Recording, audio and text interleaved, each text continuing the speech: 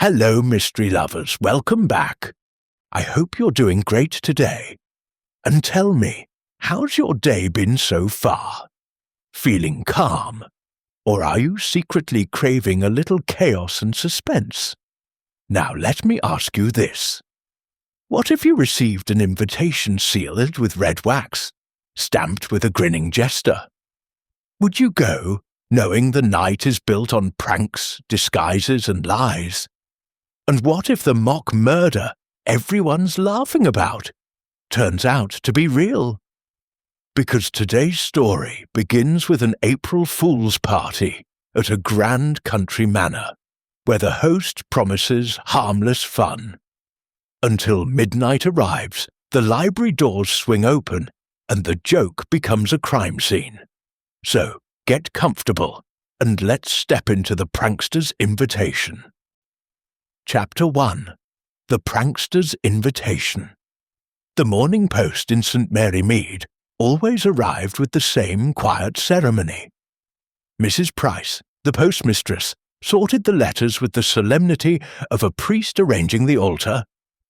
And on this particular Tuesday, the last day of March, the envelope that caught Miss Jane Marple's eye was thicker than usual, cream-coloured, and sealed with a crimson wax disc stamped with a grinning jester's face.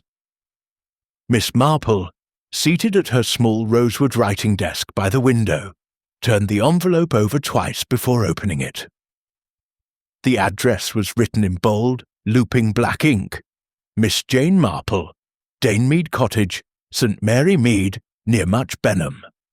Inside lay a single card of heavy stock, printed in scarlet and gold. You are cordially invited to the grand April Fool's Revel at Gossington Hall Saturday.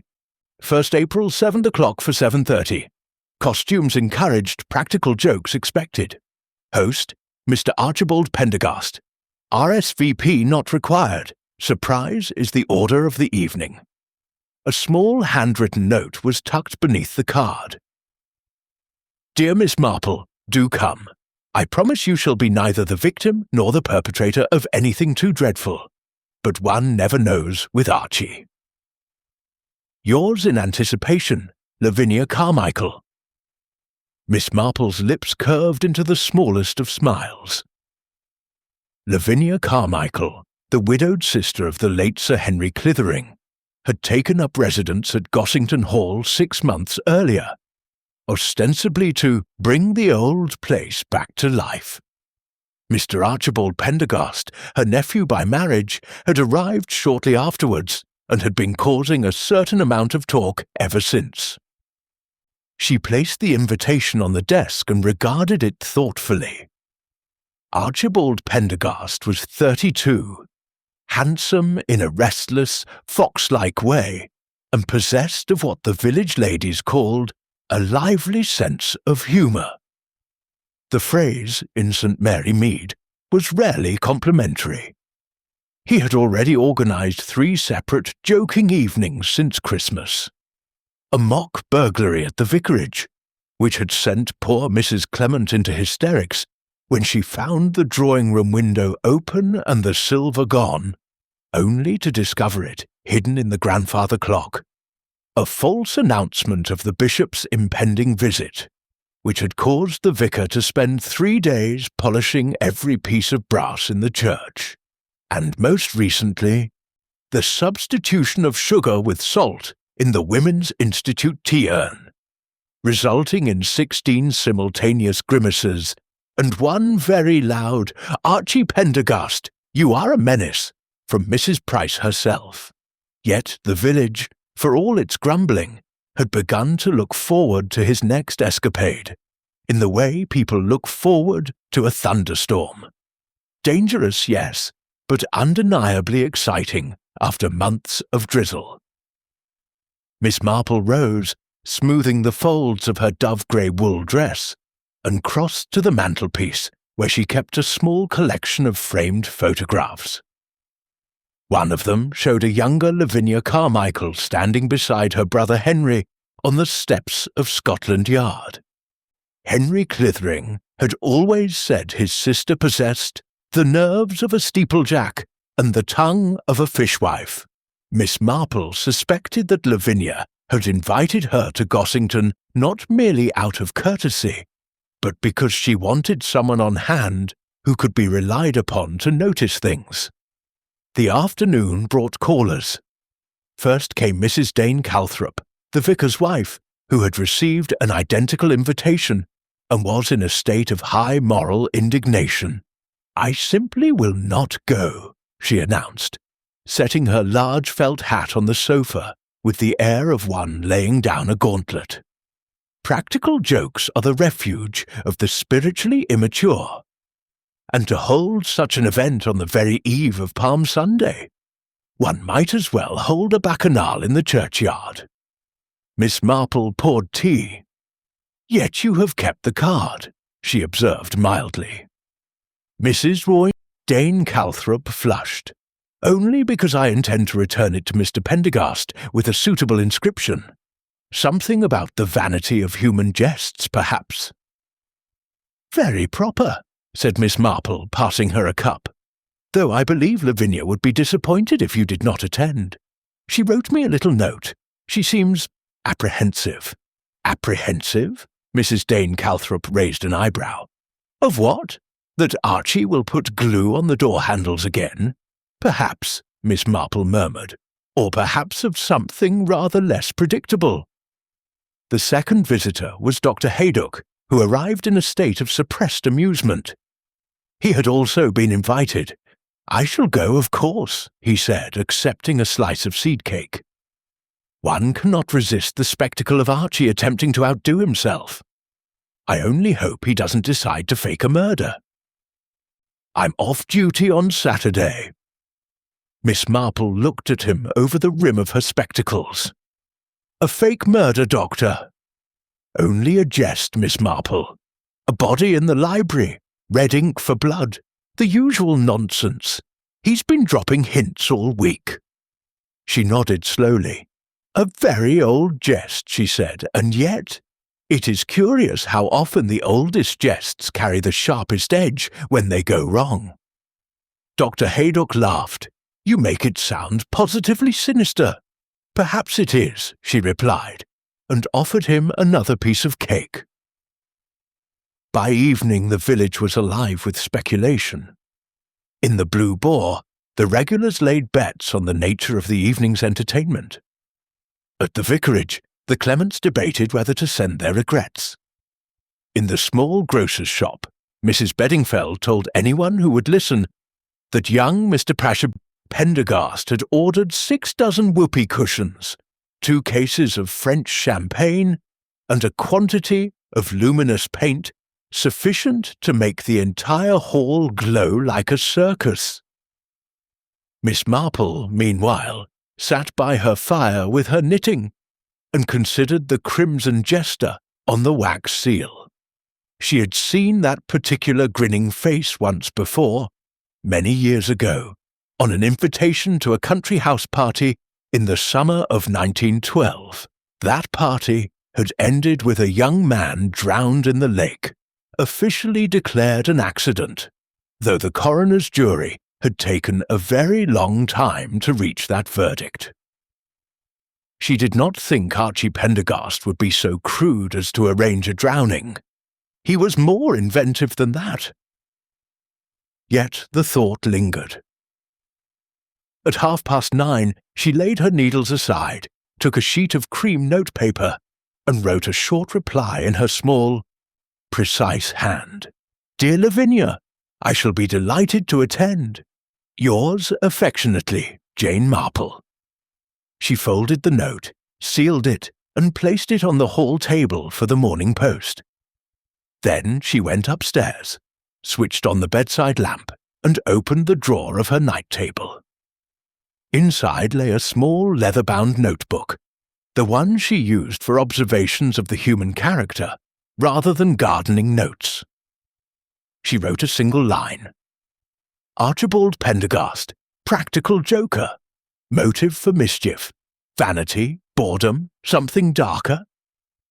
She closed the book, turned off the light, and lay in the dark listening to the soft patter of rain against the window panes. Somewhere in the village a dog barked once, sharply, and fell silent. Miss Marple closed her eyes. Tomorrow was the 1st of April. Chapter 2. Gathering at the Manor. The 1st of April dawned bright and blustery, with scudding clouds and a wind that whipped the daffodils in Miss Marple's front garden into frantic boughs. By 6 o'clock the sky had cleared to a pale, washed blue, and the village lanes were filled with the unusual sight of people in evening dress hurrying toward Gossington Hall. Miss Marple set out at 7:15, walking briskly despite her 70-odd years. She wore a soft lavender silk gown that had once belonged to her sister, and a small black velvet evening cloak against the evening chill. In her beaded reticule she carried a lace handkerchief, a notebook, a pencil, and, out of long habit, a small torch. Gossington Hall stood at the end of a long gravel drive lined with ancient yews. Once the home of the late Colonel Bantry and his vivacious wife Dolly, it had fallen into gentle decay until Lavinia Carmichael's arrival. Now every window blazed with light, and coloured lanterns hung from the branches like exotic fruit. A liveried footman, hired for the occasion, Miss Marple noted, opened the great oak door and relieved her of her cloak. The hall was already crowded. Laughter and conversation rose in waves, underpinned by the lively strains of a gramophone playing a foxtrot. Lavinia Carmichael greeted her at once, resplendent in emerald satin and a diamond dog collar that had once belonged to her mother. "Jane, my dear, you came. I was half afraid you'd send regrets." "I should not have missed it for the world," Miss Marple replied truthfully. She allowed Lavinia to lead her into the drawing-room, where 20 or 30 guests milled about with glasses in hand. Archibald Pendergast was immediately visible. Tall, slim, with sleek dark hair and a small moustache, he wore a harlequin costume of black and scarlet diamonds, complete with a velvet cap and bells that jingled softly as he moved. He was surrounded by a cluster of younger guests, demonstrating a trick with 3 walnut shells and a dried pea. "Archie, darling," Lavinia called, "come and greet Miss Marple properly." He bounded over with the eager energy of a spaniel, bells tinkling. "Miss Marple, the famous detective herself. I do hope you've come prepared for mischief." "I am always prepared, Mr. Pendergast," she said mildly, accepting a glass of champagne from a passing tray. He laughed. "Excellent. Tonight we shall have surprises galore. Nothing dangerous. Of course, just a little harmless fun." His eyes, Miss Marple noticed, were very bright, almost feverish. Excitement or nerves? She began to circulate, greeting familiar faces. Dr. Haydock was there in ordinary evening dress, looking amused. Mrs. Dane Calthrop had come after all, severe in black lace, accompanied by her husband the vicar, who appeared faintly bewildered by the noise. Colonel Bantry's former butler, now retired, had been persuaded back for the evening and stood near the door with dignified disapproval. There were several strangers. A pretty fair-haired girl in a Pierrette costume whom Lavinia introduced as Miss Pamela Reeves, Archie's fiancée, a stout red-faced man named Major Vaughan, who had recently bought the old priory, and a thin, dark young man with restless hands, Mr. Basil Conway, an artist staying in the village. As the clock struck 7:30, the guests were shepherded into the dining-room, where a cold buffet had been laid out. The long mahogany table gleamed under chandeliers, laden with salmon mayonnaise, galantine of chicken, trifles, and a towering croquembouche. Archie clapped his hands for attention. "Ladies and gentlemen, before we begin the serious business of eating and drinking, a small announcement. Tonight's entertainment will culminate at midnight with the grand unmasking, a little tableau I've prepared in the library.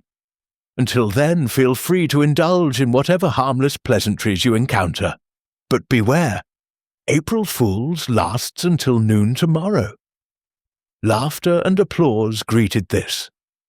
Miss Marple, seated between Dr. Haydock and the vicar, observed the company carefully. Pamela Reeves, the fiancée, seemed nervous, laughing too loudly at Archie's jokes. Major Vaughan drank steadily and watched Archie with a frown. Basil Conway, the artist, scarcely ate, his dark eyes flicking from face to face as though memorizing expressions. Lavinia, moving among her guests, appeared strained beneath her smile. Once, when she thought herself unobserved, she laid a hand on Archie's arm and murmured something urgent. He shook his head impatiently and moved away. After supper, the gramophone was restarted, and dancing began in the long gallery. Miss Marple declined to dance, but found a comfortable chair near the French windows where she could watch the room. At 10 o'clock, the first prank occurred. The lights flickered and went out for a full minute.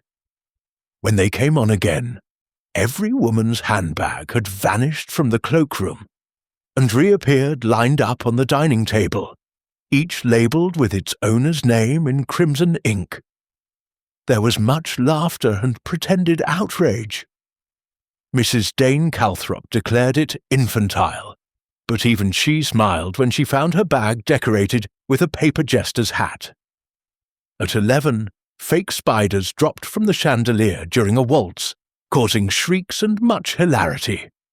Archie, capering about, took credit for everything. Miss Marple noted that Pamela Reeves had retreated to a sofa and was twisting her engagement ring round and round her finger. Basil Conway stood near her, speaking earnestly. Once, Pamela looked up and caught Miss Marple's eye. There was something almost pleading in her expression. At 11:45, Archie raised his voice above the music. "Time! Ladies and gentlemen, for the grand unmasking. Everyone to the library, if you please." The company trooped down the corridor, buzzing with anticipation. The library doors stood closed. Archie, with a theatrical flourish, produced a large brass key. "Inside," he announced, "you will find a little scene I have arranged. A mock murder, complete with corpse, clues, and red herrings. The first person to solve it wins a prize." He unlocked the doors and flung them open. The library was dimly lit by a single green-shaded lamp on the desk. Heavy curtains had been drawn across the windows. In the centre of the room, sprawled across a Persian rug, lay what appeared to be a body. It was dressed in a clown's costume, white satin with red pom-poms, face hidden by a grotesque mask. A cardboard dagger protruded from its chest, and a pool of red liquid spread across the rug. For a moment, there was delighted applause. Then Dr. Haydock stepped forward, frowning. "That's odd," he said. "The blood looks rather realistic." He knelt, touched the red pool, and examined his fingers. "This isn't paint," he said slowly. "It's blood, real blood." A sudden silence fell.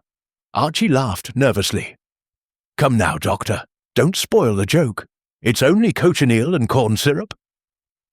But Dr. Haydock had pulled off the mask. The face beneath was pale, the eyes half open and fixed. A thin line of blood trickled from the corner of the mouth. Someone screamed. Miss Marple moved forward quietly and looked down at the body. It was not Archie's mock corpse. It was a man she had never seen before, middle-aged, balding, with a small moustache now stained crimson. And the dagger in his chest was no longer cardboard. It was steel. Chapter 3. The fatal jest. The scream came from Pamela Reeves. It was high, thin, and utterly piercing, slicing through the stunned silence like a shard of glass. She staggered back, one hand pressed to her mouth, her Pierrette ruff trembling. Archie Pendergast stood frozen in the doorway, the brass key still dangling from his fingers, his harlequin bells silent for the first time that evening. Dr. Haydock was already kneeling beside the body, his fingers at the dead man's neck. After a long moment, he looked up, his face grim. "He's dead," he said quietly. "Stabbed through the heart. Can't have been more than 20 or 30 minutes ago." A ripple of horror passed through the assembled guests. Someone began to sob. Major Vaughan swore under his breath. Lavinia Carmichael swayed and clutched at the doorframe for support. Miss Marple moved forward with calm deliberation. She did not touch the body, but bent to examine the wound and the dagger hilt protruding from the clown costume. The blade had entered just below the sternum at a sharp upward angle. The pool of blood had soaked deeply into the Persian rug, dark and glistening under the green desk lamp. "Doctor," she said softly, "would you say the blow was delivered by someone taller than the victim, or shorter?" Haydock glanced at her, understanding at once. "Shorter, I think. The angle suggests the blade was driven upward. The dead man was about 5'10". The murderer probably no more than 5'6" or 7". Miss Marple nodded and straightened. Her eyes travelled slowly around the room. The library was a large, handsome apartment lined with books from floor to ceiling. French windows opened onto the terrace. Heavy brocade curtains were drawn across them. A fire burned low in the grate. Besides the desk and the rug, the furniture consisted of several leather armchairs, a long sofa, and a globe on a mahogany stand. There was only one door, the one through which they had all entered. Archie found his voice at last.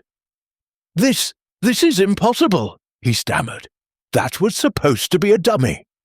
I arranged it myself this afternoon. A tailor's mannequin dressed in an old clown suit, with a cardboard dagger and a bladder of red paint. I swear it." He pushed past the others and stared down at the corpse, as though expecting it to sit up and laugh. "But who is he?" asked the vicar, his voice trembling. No one knew. The dead man was a stranger to all of them. Lavinia recovered herself sufficiently to take charge. "We must telephone the police at once," she said, "and no one is to leave this room until they arrive.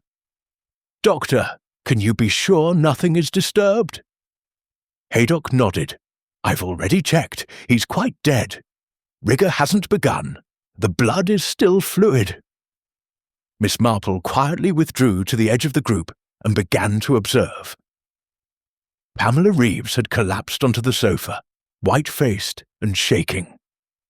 Basil Conway, the dark young artist, hovered near her, offering a glass of water which she pushed away.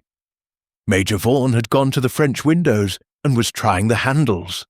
They were locked from the inside, the key in place. Archie was pacing, his bells jingling discordantly. "I locked this room myself at 6 o'clock, he repeated. "The dummy was on the rug exactly like this. I tested the paint bladder, everything. Then I went upstairs to dress. No one has a key except Lavinia and the housekeeper, Mrs. Jenks, and she left at 5. Lavinia confirmed this. Mrs. Jenks went home to her sister in Much Benham. She always does on Saturdays. Dr. Haydock stood. "We need the police. May I use the telephone in the hall, Mrs. Carmichael?" Yes, of course, and perhaps someone should fetch brandy." 2 of the younger guests volunteered to go with the doctor. The rest remained in the library, an uneasy huddle around the fireplace, avoiding the sight of the body. Miss Marple slipped quietly to the desk. On it lay a single sheet of paper, a printed program for the evening headed "The Grand Unmasking a Murder Mystery in One Act." Beneath the title, in Archie's bold handwriting, was a list: Victim, the unknown clown. Detectives all-present prize, a case of champagne for the first correct solution. She studied the paper, then glanced at the waste paper basket beside the desk. It was empty. Next, she examined the French windows more closely. The key was old and stiff. There were faint scratches around the lock, as though it had been recently forced, or forced in the past and never repaired. The curtains were thick velvet. Behind them, the windows were fastened with an espagnolet bolt. She turned back to the body. The clown costume was cheap satin, the pom-poms sewn on carelessly. The mask, now removed and placed on the desk by Haydock, was a crude papier-mâché affair with an exaggerated grin. The dagger was real enough. A thin, sharp stiletto, about 8 inches long, the kind used for opening letters or parcels, with a mother-of-pearl handle. Archie was still protesting his innocence to anyone who would listen. "I tell you, it was a mannequin. I bought the clown suit from a theatrical supplier in London. The mask, too. I dressed the thing myself." "Then where is the mannequin now?" asked Major Vaughan bluntly. Archie had no answer. Miss Marple's gaze moved to Pamela Reeves. The girl was no longer crying, but staring fixedly at the dead man's face. "Do you recognize him, my dear?" Miss Marple asked gently. Pamela started. No, of course not. I've never seen him before."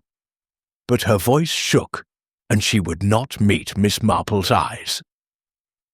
Basil Conway interposed himself. "Leave her alone. She's had a shock." Miss Marple inclined her head politely and withdrew. Dr. Sir Haydock returned with the news that Inspector Slack of the Much Benham Police was on his way and had telephoned Scotland Yard as a matter of course. "Slack remembers you, Miss Marple," he added with a faint smile. "He said something about not being surprised you were on the spot." Miss Marple acknowledged this with a small twinkle, but made no reply. The next half-hour passed in strained conversation. No one wished to discuss the murder openly, so they spoke of the weather, the excellence of the buffet, anything but the grotesque figure on the rug. At length, headlights swept up the drive, and soon afterwards Inspector Slack strode in, accompanied by a sergeant and a constable. Slack was a tall, belligerent man with a permanent air of grievance. He greeted Miss Marple with a curt nod that managed to convey both recognition and resentment. "Now then," he said briskly, "what's all of this? Practical joke gone wrong, I'm told." He listened to Archie's breathless explanation, examined the body, the room, the locked windows, and the single door. "Seems straightforward enough," he announced. "Someone substituted a real body for the dummy, stabbed him, locked the door from inside, and slipped out with the rest of you when Mr. Pendergast opened it at midnight. But how did they get the body in here in the first place?" He turned to Archie. "You're sure the room was empty when you locked it at 6? "Positive. And who has keys?" "Only myself and Mrs. Carmichael. Mrs. Jenks has one, but she went home at 5. Slack made a note. We'll check that. Now I want statements from everyone. Sergeant, take names and addresses. No one leaves until I say so." As the guests began to file out to the drawing-room for questioning, Miss Marple lingered. "Inspector," she said mildly, "have you noticed the dead man's shoes?" Slack frowned. "Shoes? They are patent leather evening pumps, quite new and highly polished, but there is sawdust on the soles. Fine yellow sawdust, such as one finds in a workshop where wood is carved, or mannequins are stored." Slack bent to look. So there is. Might be useful." Miss Marple said nothing more, but as she left the library, she paused to glance back once at the crimson pool on the rug. A prank, she thought, had indeed gone terribly wrong, but whose prank, and with what intention, remained to be seen. Chapter 4. Miss Marple's arrival. The police had turned Gossington Hall into a hive of controlled activity. Constable Perkins stood at the front door, admitting no one. Sergeant Abbott took photographs in the library. Inspector Slack barked orders from the hall. By 2 o'clock in the morning, the guests had given preliminary statements and been allowed to leave, with stern instructions to remain available for further questioning. Miss Marple, however, had not gone home. She sat quietly in the small morning room with Lavinia Carmichael, who looked suddenly 10 years older beneath her ruined maquillage. "I cannot understand it, Jane," Lavinia said for the 3rd time. "Archie swears the room was locked. The windows were fastened. How did that poor man get in there, and who killed him?" Miss Marple patted her hand. "We shall discover it in time, my dear. Murders are like knitting. One dropped stitch, and the whole pattern unravels." Lavinia managed a wan smile. "You will help, won't you? The police are competent, I dare say, but Slack is so abrupt." "I shall observe," Miss Marple said gently. "That is all." In truth, she had already begun. When the house finally quieted around dawn, Miss Marple accepted Lavinia's offer of a guest room. She slept lightly, rising at 7 to find the household subdued. Mrs. Jenks, the housekeeper, had been summoned back and was weeping in the kitchen. Archie had not appeared. Pamela Reeves had been taken home by her aunt in Much Benham. Only Dr. Haydock remained, drinking coffee in the breakfast room. "Post-mortem will be this afternoon," he told Miss Marple, "but cause of death is obvious. Single stab wound, straight to the heart. Death almost instantaneous. And the time? Between 11 and 11:40, I'd say. The blood was still warm when we found him."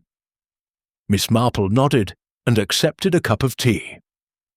At 9 o'clock, Inspector Slack arrived again, accompanied by a younger man in plain clothes, whom he introduced as Detective Inspector Dermot Craddock from Scotland Yard. Craddock was tall, pleasant-faced, with shrewd grey eyes. Miss Marple knew his godfather, Sir Henry Clithering, very well indeed. "Miss Marple," Craddock said warmly, shaking her hand, "Sir Henry warned me you might be here. He said if anyone could make sense of this muddle, it would be you." Slack scowled but said nothing. Craddock accepted coffee and began a methodical tour of the house. Miss Marple accompanied them unobtrusively. They started in the library. The body had been removed, but the blood-stained rug remained, rolled up in a corner. Fingerprint powder dusted every surface. "The dead man has been identified," Craddock said. "Name of Ronald Hargreaves, aged 47, a commercial traveller for a firm of theatrical suppliers in London. Wallet in his pocket, driving licence, business cards, £23 in notes. No one here admits knowing him." Yet he was wearing the clown costume Mr. Pendergast bought for his dummy, Slack pointed out. "Exactly." Craddock turned to Archie, who had appeared looking pale and heavy-eyed. "You say you bought the costume by post from Hargreaves's firm?" Archie nodded miserably. "Yes. I telephoned them last week, ordered a clown suit and a mask. They said they'd send a representative down with samples if I liked, but I told them to post it. It arrived Thursday." "And you dressed the mannequin yourself?" "Yes, Friday afternoon. Lavinia helped me carry it in here. We propped it on the rug, fixed the cardboard dagger, arranged the paint bladder. Then I locked the door and pocketed the key." Craddock examined the French windows again. "These scratches on the lock, are they new?" Archie shrugged. "The lock's old. They could be anything." Miss Marple spoke for the first time. "May I see the key Mr. Pendergast used last night?" Slack produced it from an evidence envelope. It was a large, old-fashioned brass key, heavy and ornate. "There are 3 such keys," Lavinia said. "One on the bunch in the estate office, one I keep, and one Mrs. Jenks has. Archie borrowed mine yesterday." Miss Marple turned the key over. On the bow was a tiny scratch, a fresh, bright mark. "Curious," she murmured. Craddock glanced at her sharply. They moved upstairs to the attic where Archie had stored the mannequin. It was still there, a headless tailor's dummy of wired canvas on a wooden stand. "The head was separate," Archie explained. "I fixed it on with tape. The clown mask went over it." Miss Marple examined the floor. Fine yellow sawdust lay in the corners and along the baseboards. The same sawdust she had noticed on the dead man's shoes. "Mr. Hargreaves must have been up here," Craddock said. "But why?" "And how did he get into the locked library?" Slack demanded. Miss Marple said nothing, but her eyes were thoughtful. Downstairs again, they interviewed the servants. Mrs. Jenks confirmed she had left at 5, taking her key with her. The footmen and maids hired for the party had been in the kitchen or serving all evening. None admitted seeing a stranger.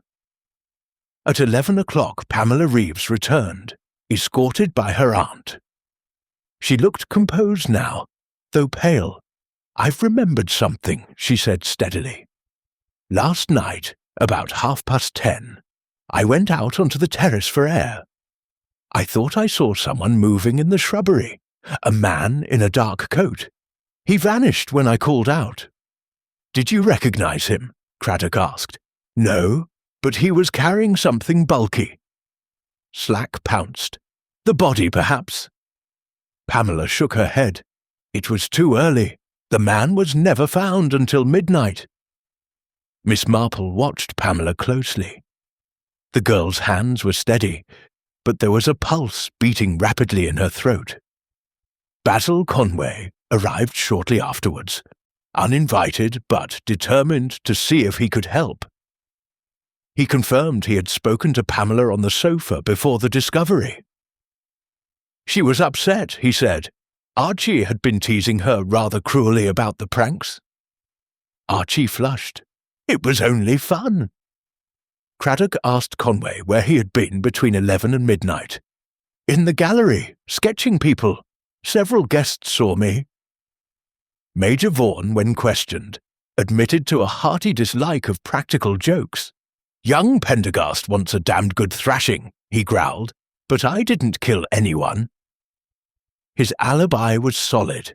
He had played bridge in the drawing room from 10 until the discovery. By afternoon, the house felt emptied of suspicion, yet full of it. Miss Marple took a turn in the garden, noting the terrace below the library windows, the thick yew hedge, the garden door that led to the lane. She paused at a flower bed where the earth had been disturbed. A few footprints, small, neat, led towards the hedge. She bent closer. One print showed the clear outline of a woman's high-heeled shoe. Back indoors, she found Craddock alone in the morning room. "Tell me, Inspector," she said, "have you discovered how Mr. Hargreaves came to be here?" He smiled ruefully. "Not yet.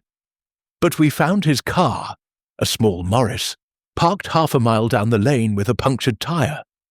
Toolkit open, jack in place. It looks as though he had trouble and walked here seeking help." "At 11 o'clock at night?" "Precisely. Odd, isn't it?" Miss Marple sat down and folded her hands in her lap. "There is a pattern emerging," she said quietly. "A prank was planned. A stranger arrived unexpectedly, a locked room, a substituted body. One must ask, was the murder intended to look like part of the prank, or was the prank intended to conceal the murder?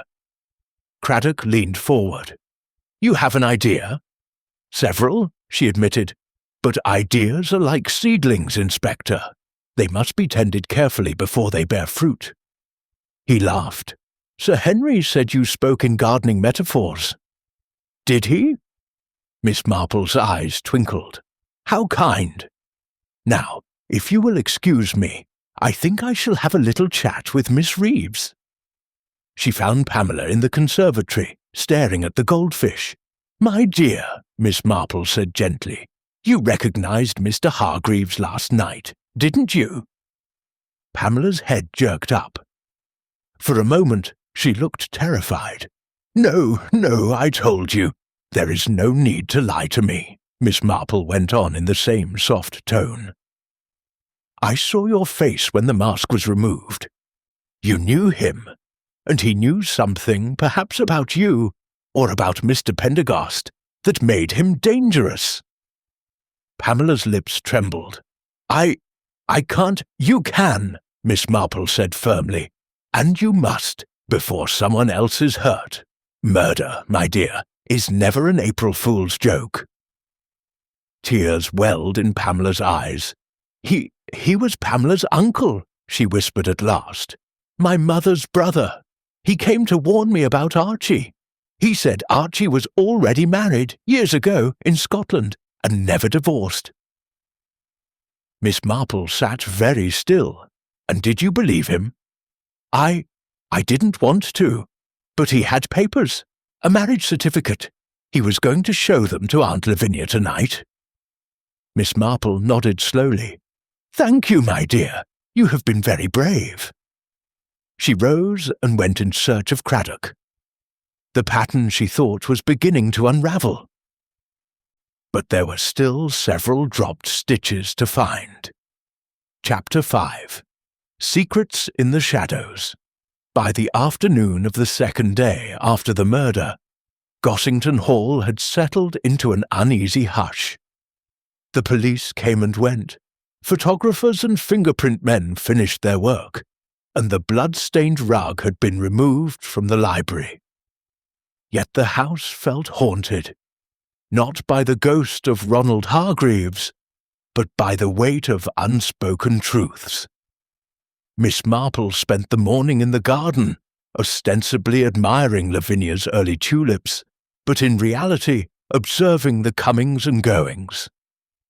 She noted that Archie Pendergast had taken to long, solitary walks, that Pamela Reeves had not returned since her confession the previous day, and that Basil Conway, the artist, had installed himself in the summer house with sketchbook and pencils, drawing the terrace again and again as though trying to capture something elusive. At luncheon, only Lavinia, Archie, and Miss Marple sat down. The meal was silent until Lavinia could bear it no longer. Archie, she said abruptly, Pamela telephoned this morning. She is not coming back. She has gone to stay with friends in London.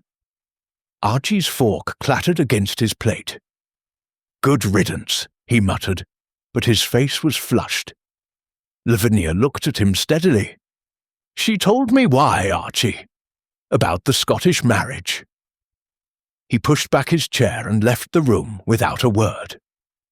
Lavinia turned to Miss Marple, eyes bright with unshed tears. He denies it, of course. Says Hargreaves was a blackmailer, that the certificate was forged, but Pamela believed it, and so, I fear, do the police. Miss Marple murmured something sympathetic and finished her coffee. After luncheon she sought out Inspector Craddock in the estate office, where he had set up a temporary headquarters. I have been thinking about motives, Inspector, she began mildly. Craddock smiled. I rather thought you had. Tell me. There are three possibilities as I see it. First, someone wished to kill Ronald Hargreaves and used Mr. Pendergast's prank as cover. Second, Someone wished to kill Mr. Pendergast himself and substituted the real body for the dummy at the last moment.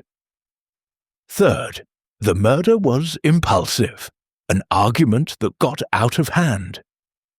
Craddock nodded. We've considered all three. Hargreaves had no obvious enemies here, but he was carrying that marriage certificate. If it's genuine, Pendergast had motive enough. On the other hand, the costume was bought for the dummy. Someone might have intended Pendergast to lie there instead. Exactly, said Miss Marple, and there is the locked room to consider. Craddock spread out a plan of the ground floor. Only one door, windows bolted from inside, chimney too narrow. Yet the dummy vanished, and a real corpse appeared. Miss Marple studied the plan. Tell me, Inspector, has the attic been thoroughly searched? Top to bottom, nothing but trunks and the mannequin. And the roof space above the library? Craddock looked at her sharply. There's a trapdoor in the ceiling of the upstairs corridor, but it's painted over. Hasn't been opened in years. Perhaps, said Miss Marple, it would bear examination. An hour later, a constable forced the trapdoor. A folding ladder led up into a dusty loft that ran the length of the house. Fresh footprints, small, neat, a woman's shoe, showed clearly in the dust. At the point above the library, a second trap had been cut in the floorboards, directly over the library ceiling rose. It was newly made, the sawdust still pale. Craddock whistled softly. So that's how the body was lowered, but it still doesn't explain how the murderer got in and out of the locked library. Miss Marple pointed to a coil of thin rope lying in the corner. With this, perhaps. Tied to the beam, lowered the body, then pulled the rope up after. But the door was locked from the inside, Craddock objected. The key was in the lock when we arrived. Miss Marple smiled gently. Keys, Inspector, can sometimes be turned from the outside with a little ingenuity. She led him downstairs to the library. Kneeling, she peered at the keyhole. See the scratches? Someone used pliers, or perhaps a special tool, to turn the key after closing the door. Craddock examined it and nodded slowly. So the sequence was. Murderer stabs Hargreaves in the attic, lowers the body through the trap into the library below, arranges it on the rug, removes the dummy the same way, closes the door, locks it from outside with pliers, and escapes via the main attic trap. Precisely, said Miss Marple. But we still need to know who lured Hargreaves here, and why he came in evening dress. That evening Craddock interviewed Archie again. Confronted with Pamela's story and the marriage certificate, now confirmed genuine by Scotland Yard, Archie broke down. Yes, I married in Glasgow in 1947, a girl called Moira Campbell. We parted after 6 months. I thought she'd divorced me. She went to America. I never heard from her again. And Hargreaves? He wrote to me last week. Said he'd traced me for Moira. She wanted money. I told him to come down on April 1st with his papers. I thought I could buy him off quietly. Did you meet him last night? Archie shook his head violently. No, I expected him in the afternoon. When he didn't arrive, I assumed he'd changed his mind. I swear, I never saw him alive. Craddock let him go, for the present. Miss Marple, meanwhile, had a quiet word with Basil Conway in the summer-house. You are very fond of Miss Reeves, are you not, Mr. Conway? The young man flushed. Yes. I've asked her to marry me. She refused, because of Archie. And you knew about Hargreaves? Conway hesitated. Pamela told me yesterday morning. She was distraught. Hargreaves had telephoned her the night before. Said he was coming to expose Archie. Did you see him arrive? No, but... Conway stopped. But Miss Marple prompted gently. "I saw someone on the terrace around 11:15. A woman in a dark cloak. She went round to the side door, the one that leads to the back stairs." Miss Marple thanked him and went in search of Lavinia.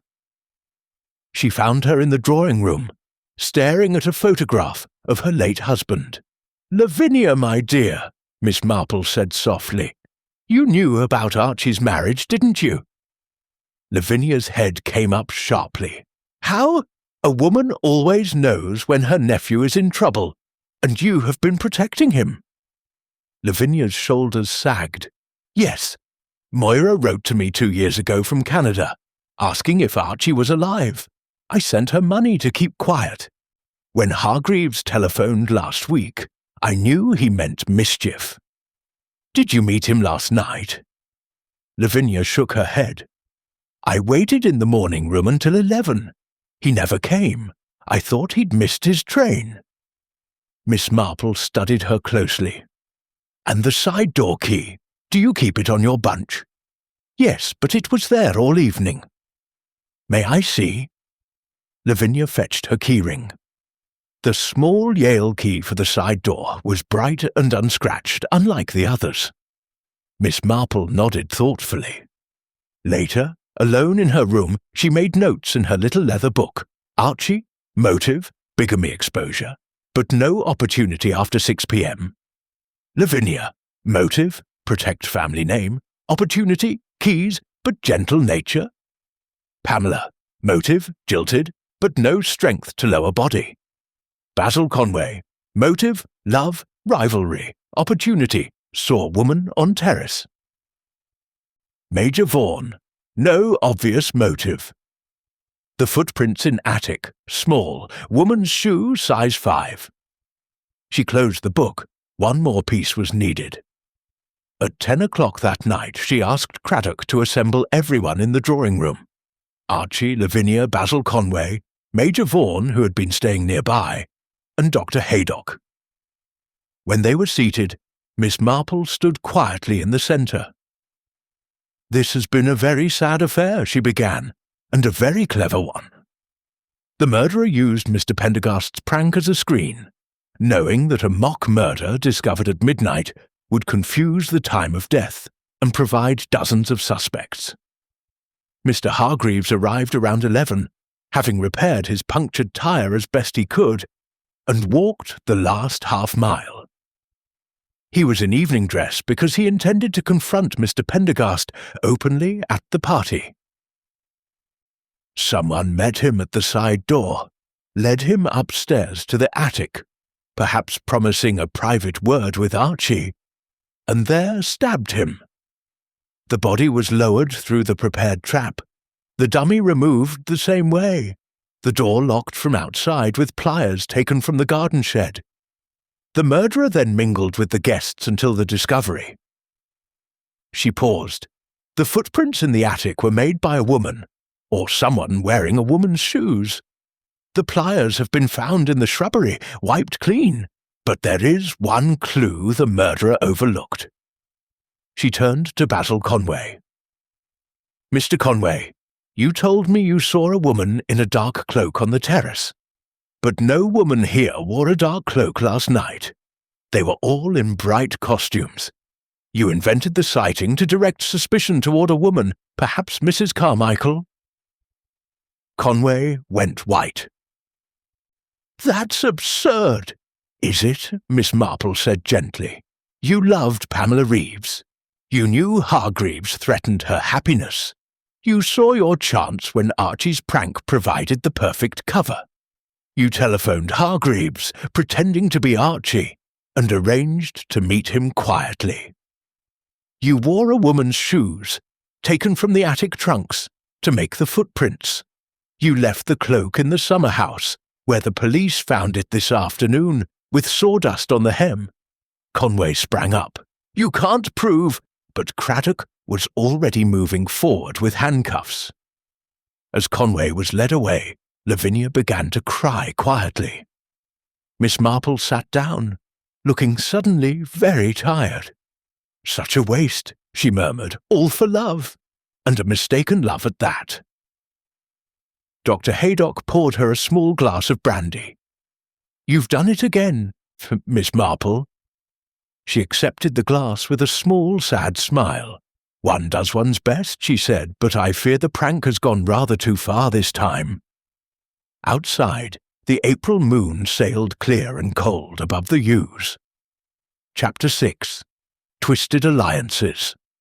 The arrest of Basil Conway should have brought calm to Gossington Hall, but instead it stirred up a fresh current of unease. By the morning of the third day, the newspapers had got hold of the story. Artist murders blackmailer in locked room April Fool's prank, and reporters clustered at the gates like crows. Lavinia kept the curtains drawn and refused all callers. Miss Marple, however, was not satisfied. She sat in the morning room with a cup of tea grown cold, turning the facts over in her mind the way one turns a kaleidoscope, watching the pattern shift with every small adjustment. Basil Conway had confessed almost at once. Confronted with the cloak, the woman's shoes found hidden behind the summer house, and the pliers bearing traces of his fingerprints missed in his hurried wiping, he had broken down. Yes, I did it, he said bitterly. I killed him for Pamela's sake. Hargreaves was a parasite.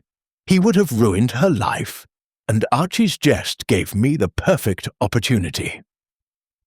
His account was precise. He had telephoned Hargreaves from the village post office on the Friday, pretending to be Archie's secretary, and arranged a secret meeting at 11. He had led the man up the back stairs to the attic, shown him the prepared trapdoor, and when Hargreaves turned to examine it, stabbed him once with the stiletto he had taken from the estate office desk. Then he had lowered the body, removed the dummy, locked the library door with the pliers, and returned to the party. The times fitted. Several guests vaguely remembered seeing him slip away for 10 or 15 minutes around 11:20. Inspector Craddock was inclined to close the case. Motive, opportunity, method, confession, all present. Yet Miss Marple remained troubled. She took a sheet of notepaper and wrote 3 headings. What is explained? What is not explained? What is positively odd?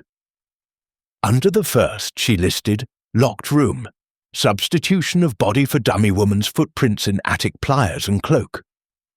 Under the second, why did Hargreaves come in evening dress? Why did he allow himself to be taken to the attic without protest? Why was the marriage certificate left in his pocket? Under the third, Conway's confession was too swift, too complete. Pamela Reeves has vanished to London without a word to anyone. Archie Pendergast has been strangely elated since the arrest. She stared at the page for a long time. At noon, Dr. Haydock called, ostensibly to inquire after Lavinia, but really to talk to Miss Marple. I've just come from the inquest adjournment, he said. Conway repeated his confession word for word. The police are satisfied. And you, Doctor? Haydock hesitated. I'm a simple GP, not a detective. But the wound bothered me. A single upward thrust, very neat, straight into the heart. Conway's an artist, delicate hands, but I'd have expected more hesitation, perhaps a second wound. This was professional. Miss Marple's eyes brightened. Exactly what I have been thinking. And there is something else. Mr. Conway is left-handed. Did you notice? Haydock frowned. Now you mention it, yes. He sketches with his left. The wound was delivered from the right, Doctor. The angle shows it clearly. Haydock stared at her. Then Conway is lying? Or, said Miss Marple softly, he is shielding someone. That afternoon she asked Lavinia for the use of the telephone and rang Pamela Reeves's aunt in London. After some gentle persuasion, she was put through to Pamela herself. My dear, Miss Marple said, I know you are distressed, but I must ask you one question. When you looked at Mr. Hargreaves's body that night, you recognized him at once as your uncle. But did you notice anything else? Anything unusual about the wound or the costume? There was a long pause. I couldn't look properly, Pamela whispered, but the pom-poms. One of them was missing, the left side, near the shoulder. I remember because Uncle Ronald was always fussy about symmetry. He would never have worn an incomplete costume. Miss Marple thanked her and rang off.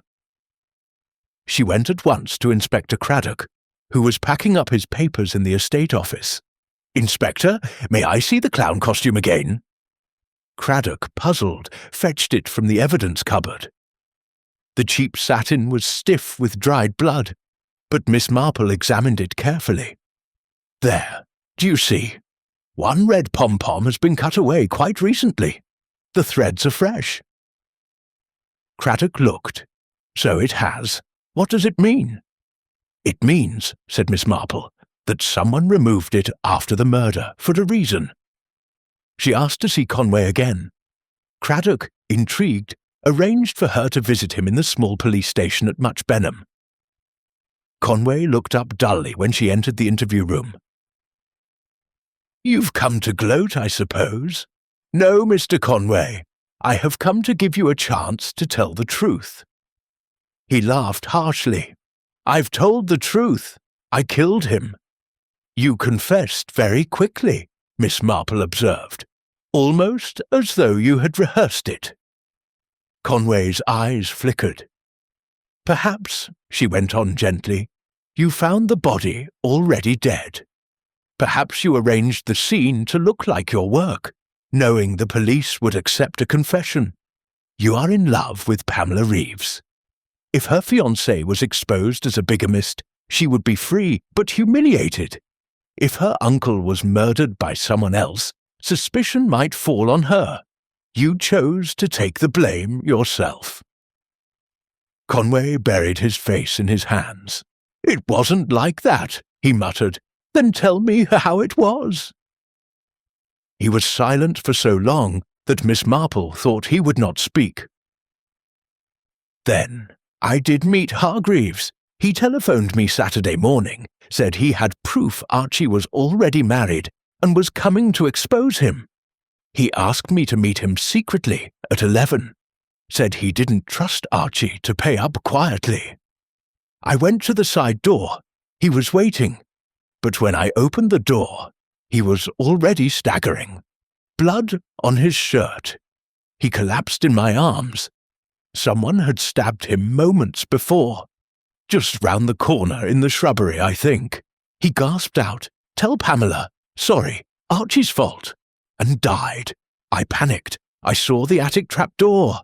Archie had shown it to me days before, boasting about his clever substitution plan. I dragged the body upstairs, lowered it into the library, pulled up the dummy, locked the door with the pliers I found in the shed. I hid the cloak and shoes I'd worn to make the footprints. Then I went back to the party." Miss Marple leaned forward. "And the missing pom-pom. I cut it off. It had my initial inside, BC, embroidered by Pamela last Christmas. She'd given me a pom-pom keyring. I'd lost it weeks ago. It must have been sewn onto the costume by mistake when Hargreaves put it on." "So Hargreaves was wearing the clown suit when he arrived?" Conway nodded. "He told me on the telephone he would disguise himself as the victim in Archie's prank. Thought it would be amusing to give Archie a fright before confronting him." Miss Marple sat back. "Thank you, Mr. Conway. You have been very brave and very foolish. But now we know the truth. Ronald Hargreaves was stabbed outside the house, minutes before you met him. The murderer struck in the darkness of the shrubbery and fled, leaving you to find the dying man." Conway looked up. Hope and fear mingled in his face. "Then I'm not guilty of murder." "Only of concealing one," said Miss Marple gently. but that is serious enough." She returned to Gossington Hall deep in thought. The real murderer had struck swiftly in the garden, knowing Hargreaves would arrive disguised. The prank had not been a cover planned in advance, but an unexpected gift, the perfect scene into which to place a freshly killed body. But who had known Hargreaves would come in the clown costume? Only the person he had told on the telephone, Archie Pendergast himself. Archie, who had bought the costume. Archie, who had shown Conway the trapdoor.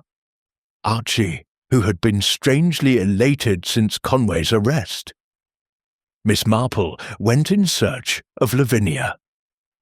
"My dear," she said, "I think it is time we had a family conference." Lavinia looked at her with frightened eyes. "You mean Archie?" Miss Marple nodded. "I fear so." The kaleidoscope had turned again, and the pattern was darker than anyone had imagined. Chapter 7. The Hidden Clue. The drawing-room at Gossington Hall felt colder than the April evening outside. Lavinia had drawn the curtains against the prying eyes of reporters, and the fire burned low, casting long shadows across the Persian carpet. Miss Marple sat in her usual corner chair, knitting needles idle in her lap. Inspector Craddock stood by the mantelpiece, notebook in hand. Archie Pendergast lounged in an armchair, a glass of whisky untouched beside him. His face pale but composed. Lavinia, white-faced and trembling, sat opposite her nephew. "Jane," she said in a strained voice, "you asked for this conference. Please say what you must." Miss Marple laid her knitting aside. "Thank you, Lavinia. We have reached a point where pretense is no longer possible. Mr. Basil Conway is innocent of murder, though he has confessed to concealing one. He found Mr. Hargreaves already dying, stabbed in the shrubbery minutes before their appointed meeting. Mr. Conway, in a misguided attempt to protect Miss Reeves, moved the body into the library and arranged the scene to match Mr. Pendergast's planned prank." Craddock nodded confirmation. Archie gave a short, humourless laugh. "So the devoted artist takes the blame. How noble! But if Conway didn't kill Hargreaves, who did?" Miss Marple looked at him steadily. "You did, Mr. Pendergast." The words fell into the silent room like a stone into still water. Archie's face did not change, but the hand resting on the arm of his chair tightened until the knuckles showed white. "That's absurd," he said lightly. "I was with the guests all evening. Dozens of people saw me." "Indeed," said Miss Marple, "but you were not with them every single minute. You are an accomplished practical joker, Mr. Pendergast. Quick, resourceful, and accustomed to moving about the house unseen. You knew Mr. Hargreaves was coming. You yourself told Mr. Conway, through your boasting, that the attic trapdoor had been prepared. You suggested the clown costume when Hargreaves telephoned. You even encouraged him to arrive disguised, saying it would give everyone a laugh before the serious talk." Archie shrugged. "All true, but I expected him in the afternoon. When he didn't appear, I assumed he'd thought better of it." "No," Miss Marple said gently. "You knew exactly when he would arrive. You punctured the tire of his Morris in the lane, using the same awl you later used as a stiletto. You knew he would walk the last half-mile. You waited in the shrubbery near the side door. When he appeared, already wearing the clown costume for his grand entrance, you stepped forward, greeted him as though delighted with the joke, and while his guard was down, stabbed him once, with the precision of someone who has studied anatomy for theatrical effects." Craddock stirred. "The wound was extremely neat, sir, almost surgical." Archie smiled thinly. Pure supposition, Miss Marple continued calmly. You dragged the body a few yards into the denser bushes. There are traces of satin on the laurel leaves, and waited. You knew Conway would arrive for his secret meeting. When he appeared and discovered the dying man, you watched from hiding. You saw him panic and drag the body indoors. You followed quietly, saw him use the attic, saw him lock the library door with the pliers, and then you returned to the party, satisfied that Conway, whom you knew to be in love with Pamela, would either confess or be convicted. Either way, suspicion would fall on him, and your own motive, the exposure of your bigamy, would be buried. Lavinia made a small, choked sound. Archie leaned forward. Very pretty story, Miss Marple, but you have no proof. Ah, said Miss Marple, but I have. She opened her reticule and drew out a small red woolen pom-pom. This was cut from the costume after death. Mr. Conway removed it because it bore his initial embroidered by Miss Reeves. But when the police examined the costume, they found threads where this pom-pom had been.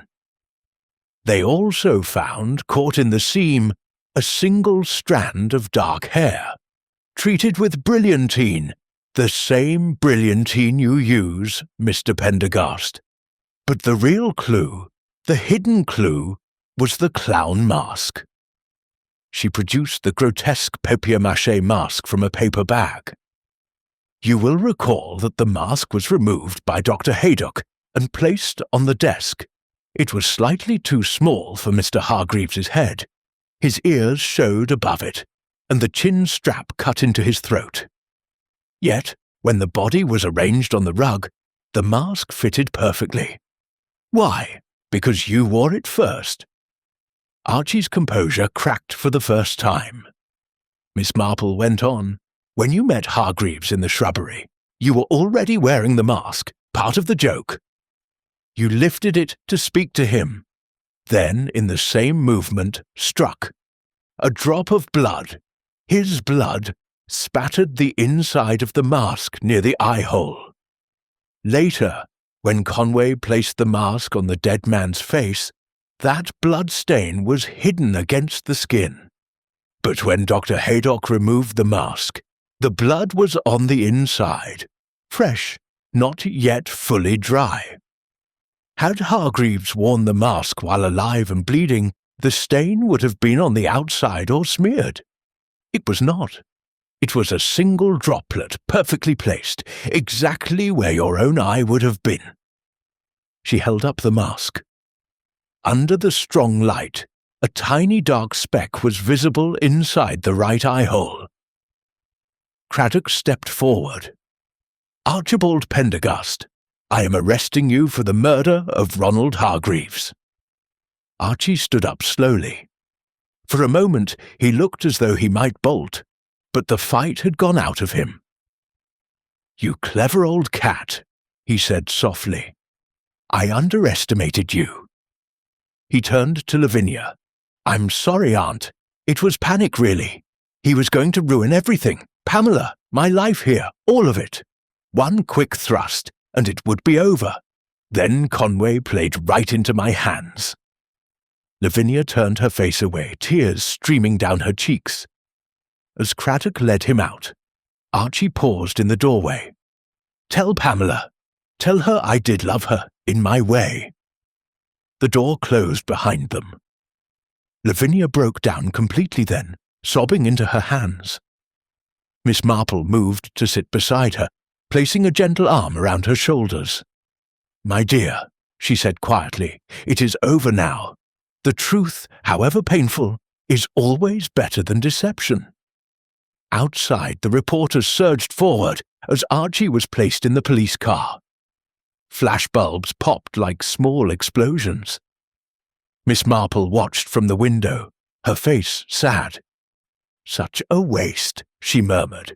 A young man with charm and energy, destroyed by his own vanity and fear. Practical jokes are dangerous things, Lavinia. They teach us to treat serious matters lightly, and sometimes the laughter turns to tears. Lavinia dried her eyes. What will happen to Basil Conway? The charge will be reduced, perhaps to obstructing the police. He acted from love, foolishly, but not wickedly. I think he will be treated leniently. Miss Marple picked up her knitting again. Tomorrow she would return to Danemead Cottage, to her garden and her quiet life. But tonight she sat with Lavinia until the fire burned low, offering the only comfort she could, the steady presence of someone who understood the frailty of human nature. In the hall, the grandfather clock struck 10. April Fool's Day was long past, but its bitter jest had finally been laid to rest. Chapter 8. Revelation and Resolution. The morning after Archie Pendergast's arrest, St. Mary Mead awoke to a soft April rain that washed the village lanes clean and turned the daffodils into bright spears against the grey sky. At Danemead Cottage, Miss Marple sat at her breakfast table with a pot of tea and the Morning Post. One letter, in Lavinia Carmichael's shaky handwriting, lay open beside her plate. My dear Jane, I cannot thank you enough, though thank seems a poor word when the truth has brought such grief. Archie has made a full confession to Inspector Craddock. He will be charged today. I have engaged the best solicitor I can find, but I fear there is little hope. I am closing Gossington Hall for the present and going abroad for a time. The house holds too many memories, some happy, but now overshadowed. Pamela has written from London.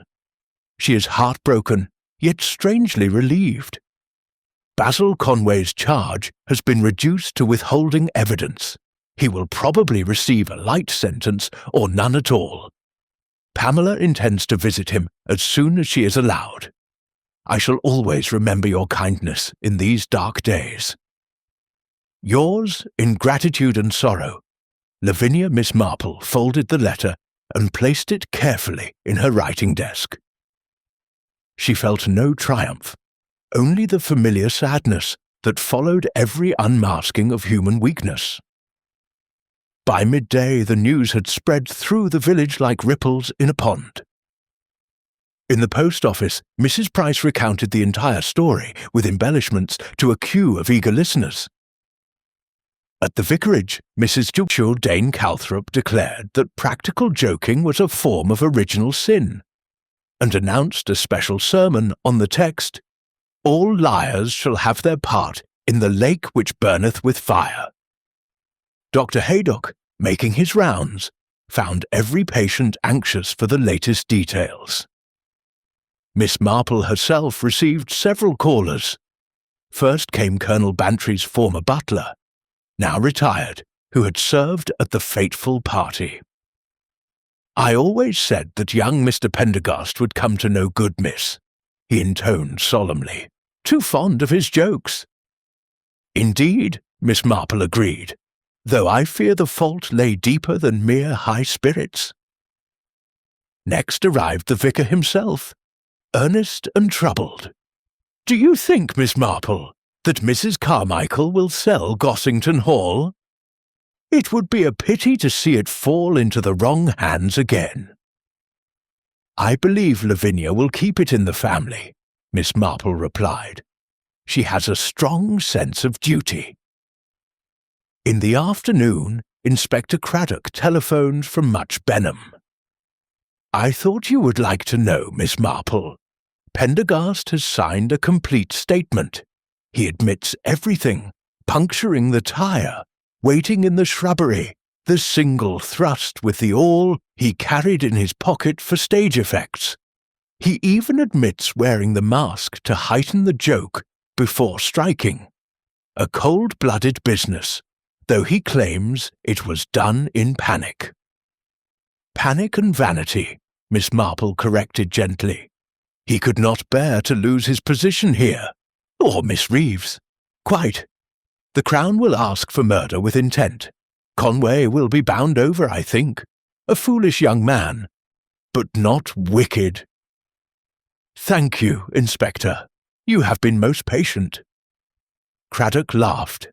I've learned to be, when you're about. That evening Miss Marple walked slowly up the lane to the old priory wall, where the view across the meadows was particularly fine. The rain had ceased, and a pale sun glinted on the wet grass. She sat on the stone bench and thought over the case. As was her habit when a mystery reached its end, it had been, she reflected, a very modern crime in some ways, quick, theatrical, relying on misdirection and the confusion of appearances. Yet, at bottom it was as old as Cain, one man removing another who stood in his way. Archie Pendergast had wanted a life of ease and admiration in the village he had chosen as his stage. Marriage to pretty, innocent Pamela Reeves would have secured his future comfortably. When Ronald Hargreaves threatened exposure, Archie had seen not a man, but an obstacle. The prank planned as harmless fun became the perfect screen, and poor Basil Conway, ardent, imaginative, impulsive, had almost sacrificed himself for love. Miss Marple sighed. Human nature, she thought, was a tangled skein indeed. Pull one thread, vanity, fear, love, and the whole pattern shifted. She rose and walked home through the dusk. The lights of the village twinkled ahead, peaceful and familiar. In the cottages, families gathered for supper. In the Blue Boar, the regulars argued over darts. Somewhere, a baby cried and was soothed. Life went on, mercifully unconcerned with the darker passions that occasionally flared and died. A week later, a small parcel arrived by post. Inside was a delicate porcelain figure of a Victorian lady in a lavender gown, seated in a garden chair with knitting in her lap. The accompanying card read, "To Miss Marple, with deepest gratitude and affection. May your garden always bloom, Lavinia Carmichael." Miss Marple placed the figure on her mantelpiece beside the photograph of her nephew Raymond and his wife Joan. It looked, she thought, remarkably like herself. That same afternoon Pamela Reeves came to tea. She was pale but composed, and there was a new maturity in her eyes. "I wanted to thank you personally," she said. "If you had not persisted, Basil might have gone to prison for life." "My dear, I only sought the truth." Pamela hesitated. "Archie wrote to me from prison. He asked forgiveness. I shan't answer, but I no longer hate him. I only feel sorry for all of us." Miss Marple poured tea. "Sorrow is better than hatred, Pamela, and time heals much." When Pamela left, she paused at the gate. "Basil will be released next month. We are going to start again, quietly, somewhere new." Miss Marple smiled. "I am very glad." Spring advanced. The cherry trees blossomed in frothy pink, and the village prepared for its annual fete. Gossington Hall remained shuttered, but rumour said Lavinia would return in the autumn. One sunny morning in May, Miss Marple sat in her garden with her knitting and watched a pair of robins building a nest in the apple tree. She thought of Archie Pendergast awaiting trial, of Basil and Pamela beginning anew, of Lavinia finding courage abroad. And she thought of Ronald Hargreaves, whose only crime had been to seek profit from another's weakness, and who had paid with his life. "A sad business," she murmured to the robins. "But justice has been done." The male robin cocked his head, as though in agreement, and flew off with a wisp of straw in his beak. Miss Marple picked up her needles and resumed her knitting. Small, even stitches, orderly and calm. In St. Mary Mead, as in the wider world, the pattern of life continued. Love and folly, kindness and cruelty, laughter and tears, all interwoven. and in her quiet cottage, Miss Jane Marple observed it all with gentle, unflinching eyes, ready, should the need arise, for the next unravelling.